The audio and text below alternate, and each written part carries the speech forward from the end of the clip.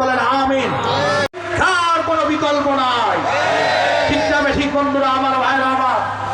এই জন্য কোরআন হাদিসের শিক্ষা এই সরকার তথা ইসলাম বিদ্বেষীরা যুগ যুগ ধরে বন্ধ করার ষড়যন্ত্র চলছে, করতেছে। ভাইয়া আমার, বন্ধুরা আমার, গত 2 বছর এসএসসি পরীক্ষা হয়েছে। আমাদের মুসলমান সন্তান 27 থেকে 29 লক্ষ এসএসসি পরীক্ষা দিয়েছে। সেখানে বাংলা, ইংরেজি, অঙ্ক, ভূগোল সব ছিল, ইসলামিয়াতকে উঠাই দেওয়া হয়েছে। খুলে কথা বলা ঠিক না ঠিক?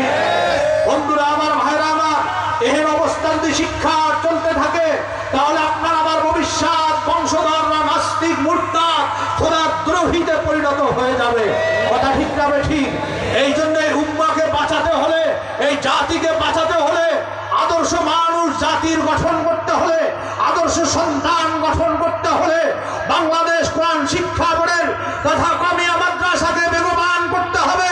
এর জন্য সাহায্য সহযোগিতা আমরা মুসলমান যারা আছি আমরা ত্যাগ করতেছি, করব, এবং মওত পর্যন্ত আমরা সাহায্য সহযোগিতা করতে থাকবো। কারা কারা রাজি আছি? আল্লাহু আকবার বলে হাত তুলে উঠাই, আল্লাহ তাআলাকে আমরা দেখাই।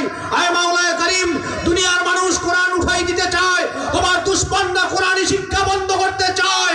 আমরা মুসলমানরা এখানে ওয়াদাবদ্ধ, তোমার কোরআনী শিক্ষার জন্য আমরা জান মাল দিয়ে মাওলা এই জমিনের মধ্যে কোরআন কায়েম রাখবো, কোরআনী শিক্ষাকে কায়েম রাখবো, কোরআন প্রতিষ্ঠার জন্য চেষ্টা করব।